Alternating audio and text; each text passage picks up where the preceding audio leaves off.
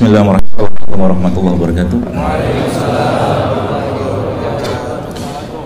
Alhamdulillah, kita bersyukur pada Allah hari ini, di hari libur seperti ini Allah masih memberikan kesempatan untuk kita mendekatkan lagi kepadanya. Alhamdulillah, segala puji bagi Allah yang hari ini kita masih diberikan kesempatan untuk bertobat kembali setelah kematian kita tadi malam, tidur kita tadi malam, puasa kita tadi malam. Alhamdulillah, segala puji bagi Allah yang telah mendirikan atau menjadikan jantung kita, jantung Anda, jantung saya semua berdetak, berdenyut tanpa kita perintahkan, semua bergerak, berjalan sendiri tanpa kita perintahkan. Allah yang mengembang-embiskan paru kita sekarang, Allah menjadikan darah dalam tubuh kita sekarang berjalan mengalir tanpa juga kita perintahkan. Allah semua yang menjadikan langit ini tertib, teratur semuanya tanpa kita mempunyai kuasa sama sekali. Allah Subhanahu wa Ta'ala yang memberikan begitu banyak nikmat kepada kita semua hingga hari ini kita masih beriman, berislam, dan mudah-mudahan kita juga bisa bertemu dengannya dalam keadaan beriman dan berislam seperti ini. Allahumma amin. Salawat dan taslim kita sampaikan kepada Nabi mulia, Nabi yang paling baik akhlaknya, Nabi yang paling baik kesehatannya, nasabnya, fisiknya, itu Rasulullah SAW. Dan semoga sedikit yang kita lakukan untuk agama Allah ini menjadikan kita mampu merasakan begitu besar cinta beliau SAW kepada kita. Setiap salawat yang kita baca kepada beliau SAW, Allah memberikan pahala juga kepada kita. Maka sungguh amat sangat disayangkan kalau dalam sehari kita bisa terlewatkan membaca salawat kepada Nabi SAW. Ya mas, sekalian bicara tentang kesehatan, mungkin sesuai dengan topik kita hari ini ya. Kesehatan merupakan suatu hal yang sebenarnya dalam Islam diatur juga ya. Cuman kita lupa zaman sekarang, atau mungkin banyak yang lupa bahwa hal-hal yang berhubungan dengan kesehatan itu justru malah ada di semua syariat-syariat yang Allah perintahkan. Jadi kalau kita bicara bagaimana kita hidup sehat atau bagaimana cara kita hidup lebih baik secara kesehatan, maka jawabannya lah kembali ke bagaimana petunjuk-petunjuk Al-Quran atau petunjuk Nabi SAW atau disampaikan kepada kita. Orang yang membiasakan dirinya dengan hal-hal yang berhubungan dengan syariat, khususnya dengan ibadah-ibadah yang Allah dan Nabi SAW contohkan, maka tidak akan mungkin mendapatkan atau merasakan penyakit-penyakit yang berat. Sebagian besar penyakit yang kita rasakan atau dirasakan atau dialami oleh manusia-manusia latah. Kalau latah, diubah latahnya bu. Kan biasa ibu-ibu kan latahnya macam-macam tuh nyebutnya. Nanti latahnya kan lagi sesuatu yang terkejut gitu kan, langsung semoga anakku jadi imam besar gitu kan. Biasa latah kan gak jelas gitu kan, macam-macam disebut. Biasanya orang begitu jantungnya lemah. Baik, jadi kembali ke tadi teman-teman sekalian, bahwa apapun yang berhubungan dengan syariat sebenarnya kalau dikerjakan dengan baik pasti bikin sehat gitu kan. Pasti bikin sehat. Cuman mungkin kita mengerjakannya belum terlalu sempurna sebagaimana atau belum mengikuti banget apa yang Nabi SAW contohkan. Contoh istinsyak saja. Istinsyak itu kan menghirup air kan waktu kita berwudu ya. Ternyata itu penelitiannya itu ternyata subhanallah, istinsyak itu bisa menghilangkan kuman-kuman yang bertahan per 4 sampai 5 jam. Artinya orang-orang yang menghirup air ya, ketika dia berwudu itu dengan baik, maka tidak mungkin kena sinusitis. Gitu loh filosofinya. Jadi semua syariat itu kata kunci menyehatkan, tapi kita tidak mengerjakan untuk sehat. Kita mengerjakannya karena taat. Sehat itu efek dari sebuah ketaatan. Paham itu baik-baik. Ya. Sehat itu efek dari sebuah ketaatan atau ketaatan yang Allah atau Rasulullah contohkan kepada kita semua. Jadi kalau orang hidupnya sakit-sakitan, biasanya ada sesuatu yang dilanggar di sana. Dilanggar apa? Baik dari Al-Quran ataupun dari petunjuk Nabi SAW. Contoh, malam Allah katakan dalam surat An-Naba, waja'alna laila libasa. Waja'alna laila libasa. Kata Allah, kami jadikan malam sebagai istirahat. Maka malam jangan olahraga. Gitu kan? Kenapa? Malam itu oksigen. Jadi kalau kita melihat tanda-tanda kebesaran Allah di segenap penjuru langit dan bumi, kita akan lihat bahwa ternyata memang jelas sekali di situ. Memang Allah menciptakan dunia atau bumi khususnya untuk kita nikmati dan untuk kita beribadah, memanfaatkan dengan apa yang di situ. Karena apa? Karena sudah jelas bahwa kita diciptakan untuk apa? Untuk beribadah. Wa ma khalaqtul jinna wa insa illa liya'budun. Kata Allah kan begitu. Artinya kalau seandainya ada yang ibadah tadi terganggu dari apa yang diperintahkan, maka bisa jadi kemungkinan besar ada hal-hal berkaitan dengan petunjuk Al-Quran dan petunjuk Nabi SAW yang kita langgar. Seperti itu. Nabi SAW habis Isya ngapain? Tidur. Seperti itu kan, sesimpel itu sebenarnya. Jadi sebenarnya kalau membahas bab kesehatan dalam agama secara umum itu simpel sekali sebenarnya. Tadi saya dapatkan, tadi pagi ada beberapa teman-teman ngelapor gitu kan, ada yang tumor lah, yang kanker itu bisa hilang dengan sangat-sangat, hal-hal yang sederhana yang nggak kita pikirkan. Bayangkan minum selama 3 bulan, dia makan manggis sama bijinya sama kulitnya, ternyata tumornya hilang gitu. Kuasa Allah ya. Kenapa bisa begitu? Nanti kita jelaskan filosofinya itu seperti apa, supaya apa? Harusnya umat Islam menjadi umat yang paling sehat. Harusnya kalau melaksanakan syariat secara benar. Kalau kita mau bangun malam ya, sholat malam gitu, atau mungkin subuh nggak, habis subuh itu nggak membiasakan untuk tidur, nggak mungkin jantungnya bermasalah, nggak mungkin ya. Karena secara saintifik memang malam itu setelah pergerakan atau matahari tenggelam terjadi switching hormon dalam badan kita ya.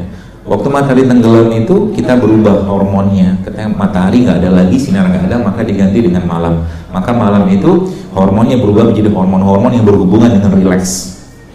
Hormon yang berhubungan dengan rileks. Dan disitulah mulai keluar satu bahan yang Allah ciptakan dalam otak kita di hipofisis, namanya melatonin. Ya, melatonin, kemudian ada growth hormone juga yang fungsinya beliau atau fungsinya hormon tadi untuk memakan sel-sel yang rusak. Gitu kan? Dan itu hanya bisa didapatkan di malam hari. Jadi malam itu ada hak, siang itu ada hak. Dilanggar itu pasti masalah ya. Tidurnya di malam hari ya, atau mungkin tidur yang kebalik, tidurnya di siang, malamnya malah bangun, bermasalah. Bahkan bisa memicu sampai ke kanker ya. Sunnatullahnya kayak begitu ya. Jadi kalau kita mulai paham itu, maka fafirru ilallah, kembalilah ke Allah ya.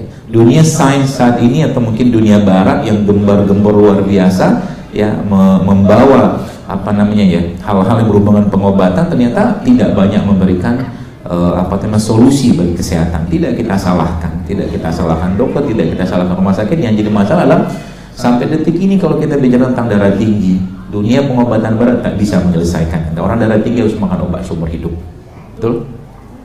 Sampai detik ini diabetes nggak bisa selesai, harus makan obat seumur hidup. Pikir baik-baik, apa Tuhan tidak menciptakan obatnya? Apa di alam semesta kayak begini yang begitu luas di bumi ini, Allah tidak menciptakan obat darah tinggi? Pasti ada. Mungkin kitanya nggak tahu ya. Dan pertanyaannya, kita ini bikinan siapa? Kita bikinan Allah atau kita ciptaan Allah? Maka kembali sama Allah. Softwarenya dipakai, hardwarenya tanda kutip dipakai. Software, hardware dipakai, pasti selesai banyak masalah kita, dan semua dikembalikan sama Allah. Sehingga nanti apa? Sehingga bisa jadi kalau kita sudah menjaga seperti ini, teman sekalian, penyakit itu bukan suatu hal yang apa ya, suatu hal yang menakutkan untuk kita ya. Bukan suatu hal yang menakutkan untuk kita ya. Bagaimana Nabi Ayub alaihissalam yang kita sering baca kisahnya, dengan penyakit beliau yang luar biasa banyak seperti itu ya, bukan banyak, maksudnya sekian tahun beliau kena penyakit, dan ternyata Allah sembuhkan hanya dengan sekedar tanda kutip ya, Allah hanya begitu mudah Allah sembuhkan dengan air yang ada di bawah tempat tidur beliau. Allah sembuhkan. Masya Allah, segitu mudahnya. Yang mempersulit siapa? Nafsunya manusia. Banyak masalah kesehatan kita muncul justru malah karena kita mengutamakan hawa nafsu. Hawa nafsu di diri. Jadi mukmin itu kalau kita bicara secara kesehatan, penyakit stroke, darah tinggi, kencing manis, kolesterol segala macam, apakah orang begitu kira-kira makannya sederhana? Enggak mungkin, pasti berlebihan makannya, ya kan? Itu penyakit nggak? Penyakit apa? Hati, penyakit kolbu kan? Orang makan berlebihan, masuknya ke kategori kalau nggak syahwat kan, hawa nafsu diutamakan. Jadi nanti mulai belajar untuk menata, salah satunya menata lapar. Jangan sering-sering makan. Tanda orang banyak makan apa? Gemuk. Selesai. Oh, banyak makan pasti gemuk gitu kan, secara umum sih ya. Meskipun ada orang-orang yang secara hormonal mungkin makan dikit pun gemuk, itu mungkin perlu dibahas lebih lanjut. Tapi secara umum orang yang banyak makan pasti gemuk. Maka Nabi kan kasih petunjuk di akhir zaman, kata Nabi, aku melihat banyak kalangan di banyak fenomena di kalangan umatku yang gemuk. Gemuk tuh sehat nggak? Lucu nggak? Nggak sih.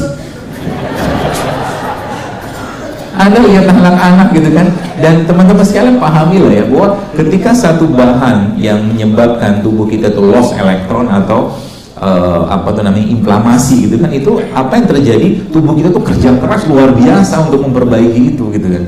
Apalagi tiap hari itu dijokin lagi dengan makanan-makanan kayak begitu ya. Udah hatinya bermasalah, yang dimakan pun bermasalah. Dan demikian juga dengan alkohol ataupun narkoba, dia memberikan kecanduan. Makanan juga sama, makanan itu memberikan kecanduan.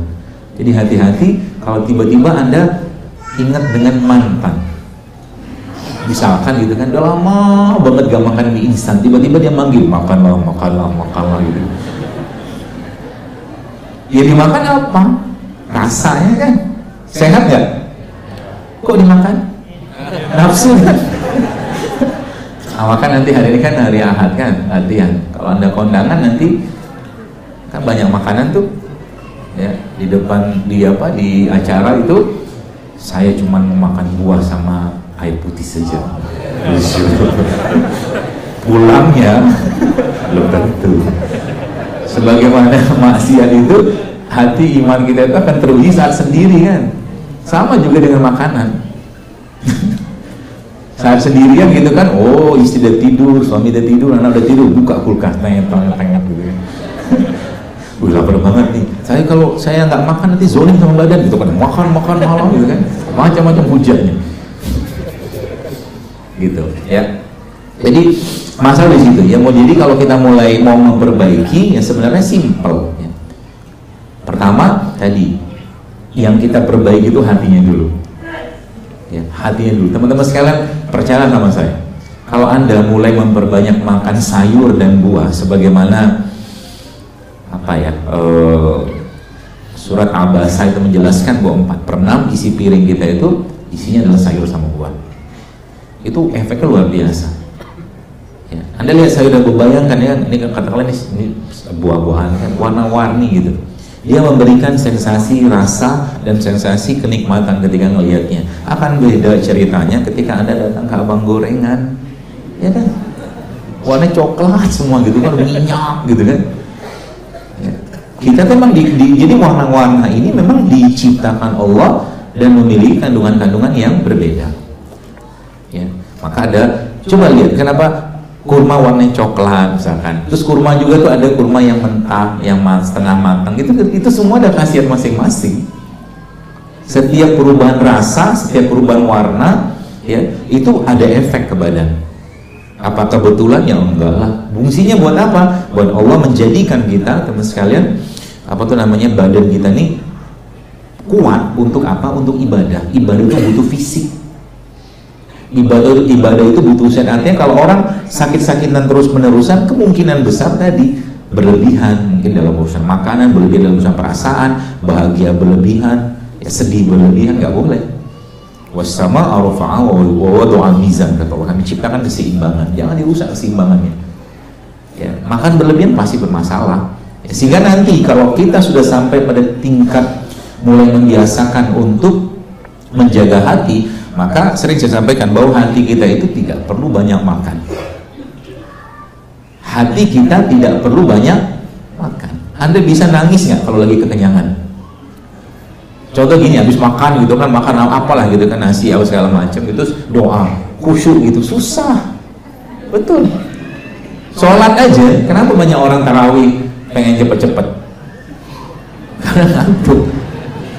Jadi sahabat-sahabat Nabi SAW ya radhiyallahu majma'in, mereka tuh, contoh Ibnu Abbas tuh kalau habis puasa Ramadan, apa yang beliau kerjakan habis berbuka puasa dan beliau ke masjid sholat, langsung pulang ke rumah lagi untuk berjima dengan istrinya, habis itu ke masjid lagi untuk sholat, sibuk aja dengan ibadah gitu. Jadi hati kita itu justru malah obatnya atau gizinya, nutrisinya adalah tidak banyak makan. Kalau mau sehat mulai sekarang kurangi makan. Makan juga jangan sering-sering, kita makan secukupnya aja lah. Maka supaya ada yang tanya ke saya, dokter menu makannya apa? Paginya apa? Siangnya apa? Malamnya apa? Mau tanya gitu kan? Masalahnya saya tidak mau terbelenggu dengan dunia. Kalau saya sudah mempot kayak begitu bagi saya pribadi sih, itu jadi beban untuk saya. Ada buah gini makan selesai, cukup, sungguh Allah berkahi buahnya sih kan cukup badan untuk ibadah. Ada air, minum air, gitu aja, nggak usah ribet dengan dunia gitu. Makan harusnya begitu sih ya, harusnya kita. Jadi kalau Anda tanya sama saya menu makan apa dan apakah saya mengajarkan diet, saya nggak ngajarin diet. Kurus itu hanya sebuah efek samping. Ya jelas lah kurus kalau kita nggak banyak makan.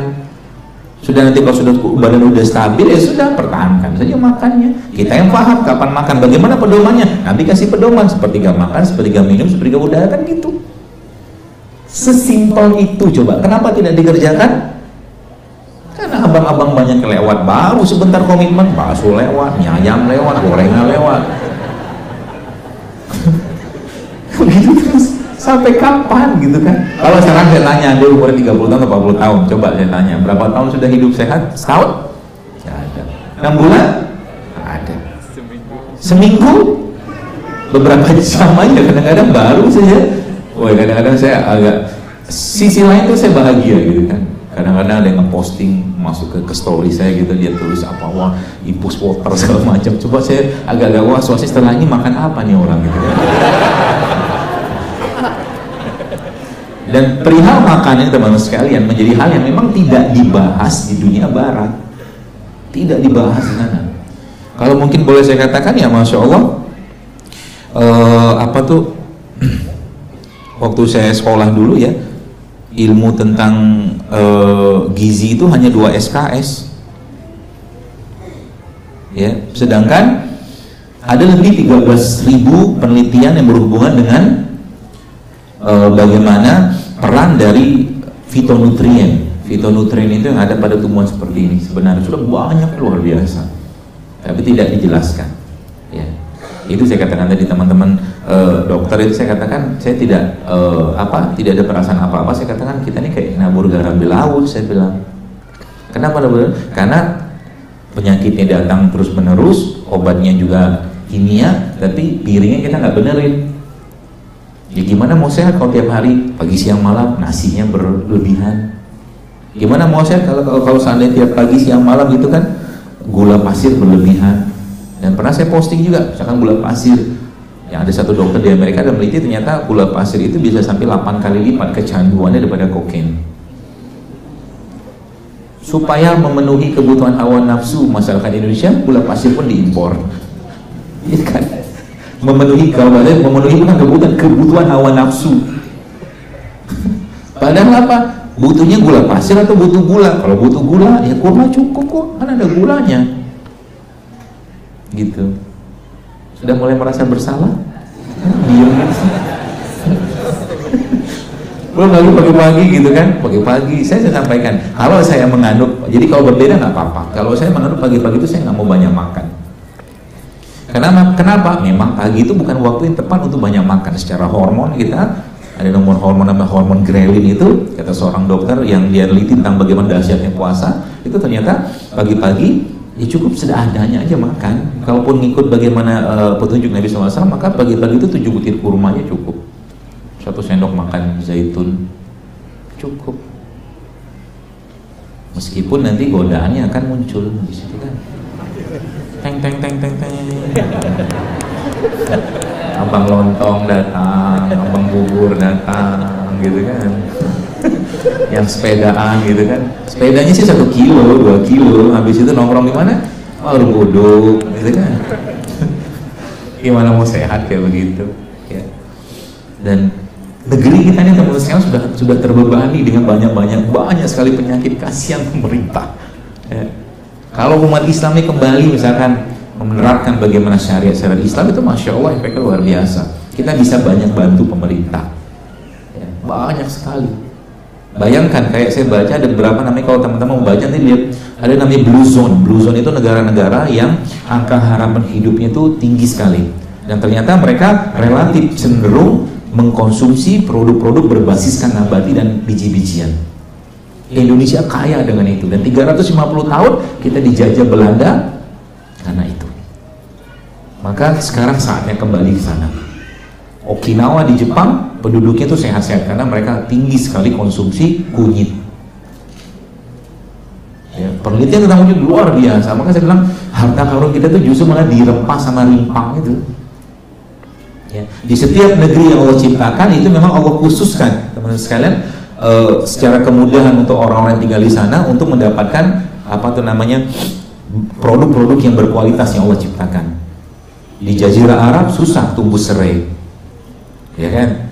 Susah tumbuh serai, susah tumbuh apa macam-macam karena tanahnya kan pasir, gersang seperti itu. Sehingga Allah berikan di sana suatu superfood yang luar biasa. Superfood yang kalau dimakan itu bisa mengaktifkan namanya endogen antioksidan. Jadi kita tuh punya namanya antioksidan eksternal di luar dari makan buah-buahan kayak begini, ya.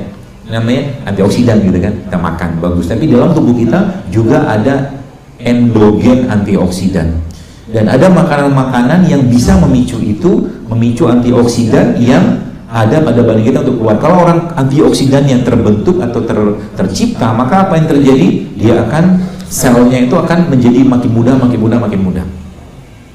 Maka itu sebabnya Nabi SAW ketika beliau meninggal wafat kan ubannya cuma 3 ubannya. Jangan pegang-pegang uban Anda lah, udah banyak itu.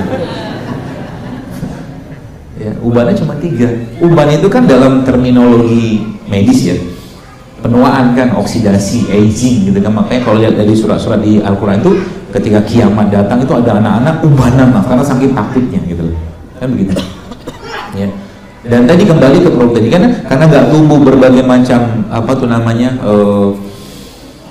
tumbuhan di sana, maka Allah ciptakan superfood. Namanya apa? Ini namanya kurma. Luar biasa kan? Jadi kita lihat sanurihim ayatina fil afaq wa fi anfusihim hatta yatabayyana lahum annahu la. Kata Allah, kami akan perlihatkan tanda-tanda kebesaran kami di segenap penjuru langit dan pada diri mereka sendiri segala jelas bahwa Al-Quran itu benar. Maka Nabi menyatakan bahwa tidak akan kelaparan rumah yang di dalamnya ada kurma. Jadi Ramadan itu ya, atau mungkin kurma itu jangan Ramadan doang. Siapkan kurma di rumah setiap hari, makan kurma, minta berkah dari Allah dari kurma tadi.